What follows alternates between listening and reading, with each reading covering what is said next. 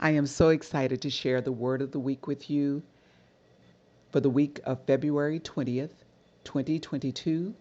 The word of this week is resilience. Resilience. And the definition of resilience is the ability to recover from setbacks, adapt well to change, and keep going in the face of adversity. The scriptures are two of my favorite. Philippians 4:13. I can do all things through Christ who strengthens me.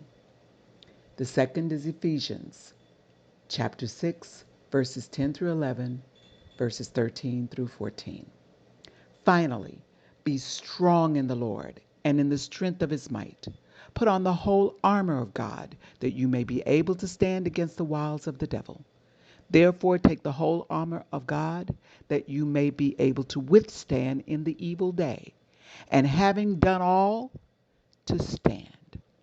This last week, Mother Clark asked me to prepare a talk about the Little Rock Nine for the Black History portion of her stay-at-home tea. I had not yet received my word of the week.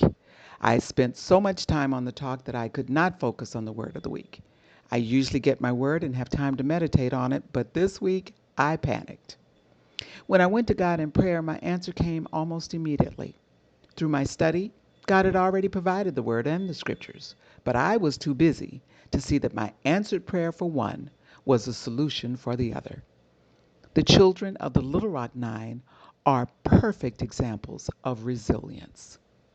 If you are unaware of their story, in September of 1957, 9 black students ages 14 to 17 made the national news as they were escorted into school by the United States Army. These 9 students had been recruited by the NAACP to help force integration of all-white Central High School in Little Rock, Arkansas.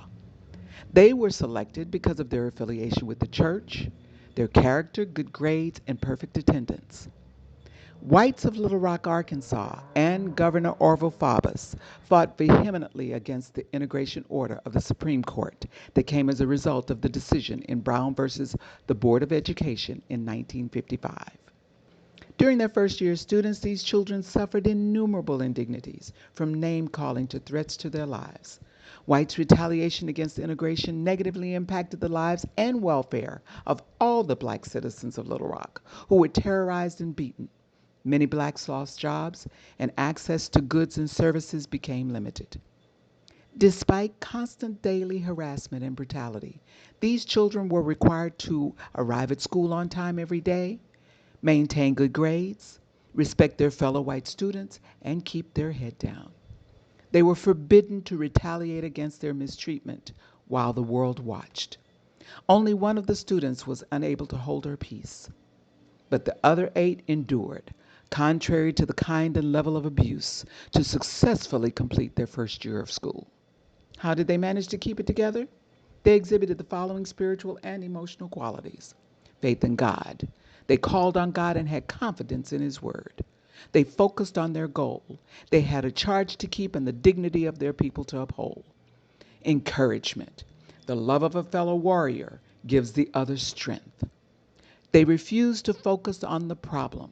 They forgave their abusers, maintained hope, and continued to study. They held their emotions in check. They had to learn to hold their peace and let God fight their battle. They were strong in the Lord. They were required to stand, and stand they did. Even when those who would benefit from their efforts turned against them, they stood strong, because as warriors, the battle was not theirs, it was the Lord's.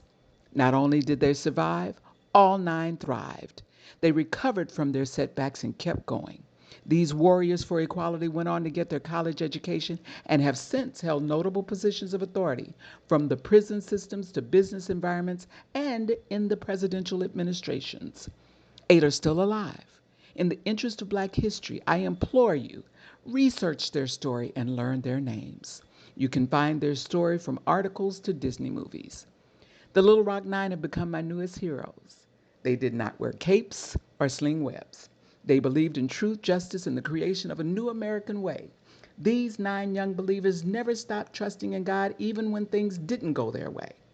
The Little Rock Nine have shown us that when being strong is your only choice, is when you find out how truly strong you are.